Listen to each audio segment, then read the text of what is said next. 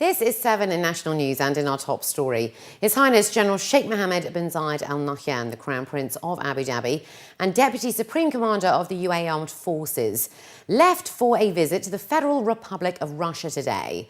During the visit, the Crown Prince will meet Russian President Vladimir Putin, as well as a number of senior Russian officials, to discuss friendship, joint cooperation ties, as well as issues of mutual interest between the two countries.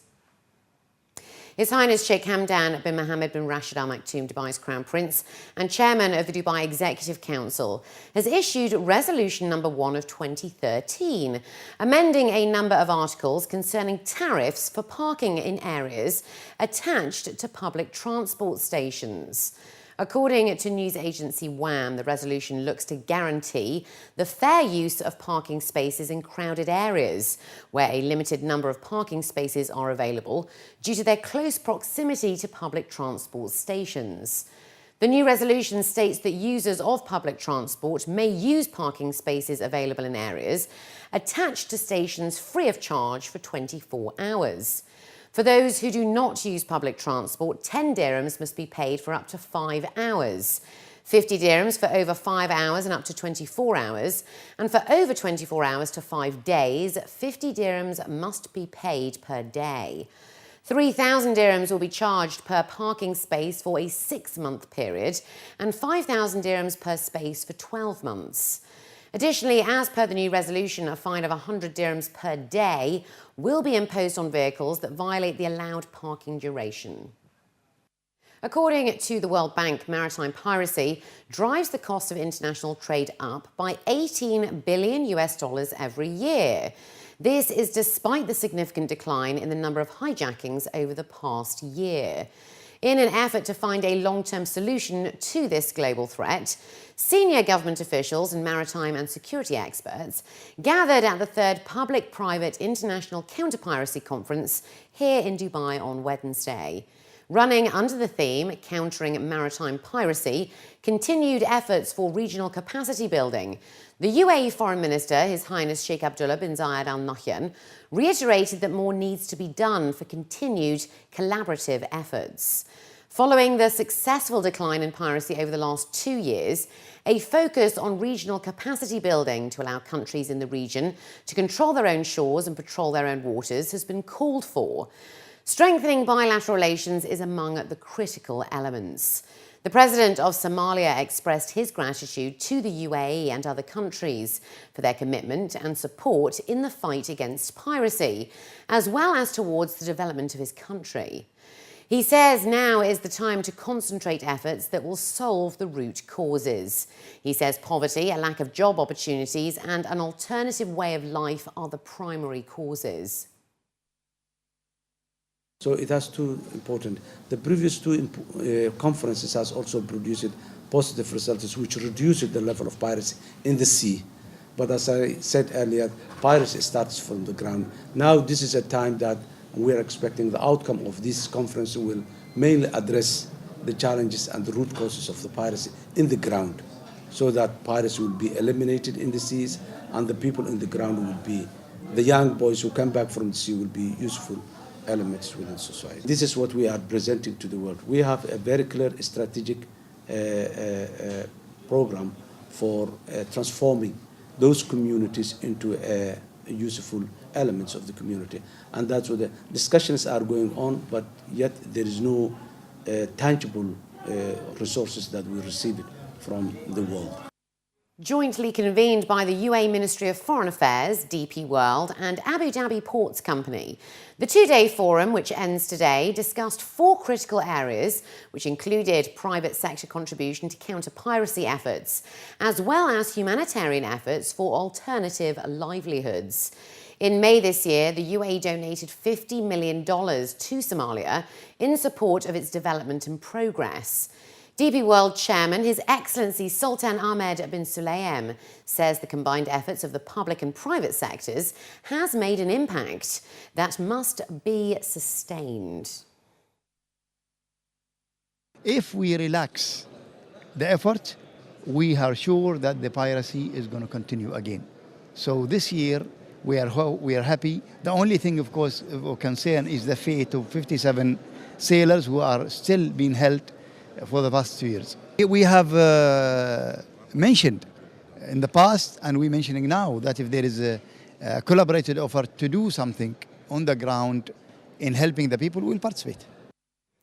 Abu Dhabi is set to see a whole host of new health projects, including a dialysis centre, 3 special needs centres and a new specialised medical centre.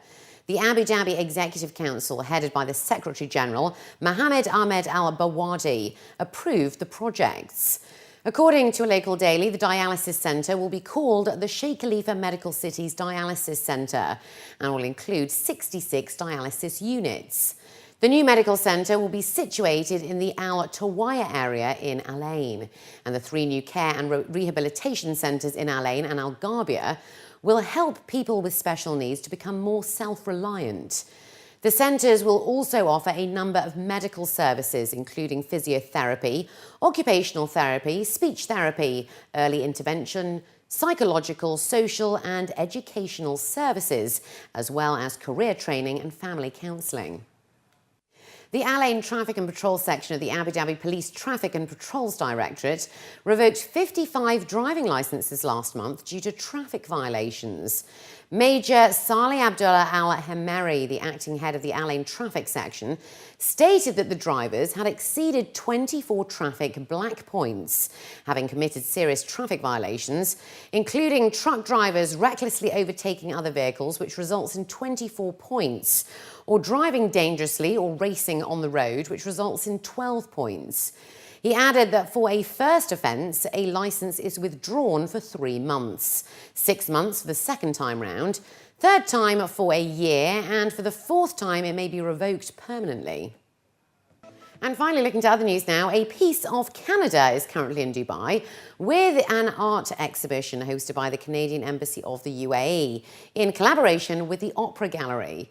Art enthusiasts flocked to the DIFC Gate Village, where renowned visiting artists from Canada showcased their work. During the opening night, His Excellency Arif Lalani, the Canadian ambassador to the UAE, along with His Excellency Ross Miller, the Consul General of Canada, reflected on the art exhibition as a celebration of the strengthening cultural ties between Canada and the UAE, as well as the growing nature of the UAE art scene. You know, Dubai is quickly becoming, I think, the center of the arts community in the region. And that's a great story to tell. And we want Canadians to be part of that story. So we're really pleased that Opera Gallery has brought 3 very successful, energetic, dynamic Canadian artists here for opening night tonight in Dubai.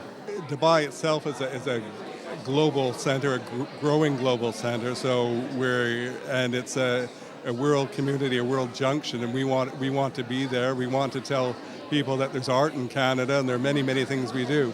You know, I think our challenge generally in the world is to tell people about Canada. Canada has a tremendous image globally, very positive when you do the surveys and when you do the polls, but people's conceptions of Canada tend to be a little bit simple, a little bit about nature, nice people. Sometimes we say moose, mounties, and maple syrup. But we say there's a lot more to it than that, and there's a degree of sophistication in Canadian culture that people may not understand, may not appreciate. So that's why we're really glad to be here this evening. Sylvain Tremble, one of the artists whose work is on display at the gallery, has recently moved to Dubai. Sylvain will have his open gallery at the Canadian University of Dubai, where alongside creating UAE-inspired artwork, he will be running workshops for the students. The Canadian art exhibition of Johan Corono, Rocktherian and Sylvain Tremblay will run until the 24th of September 2013 at the Opera Gallery in the DIFC.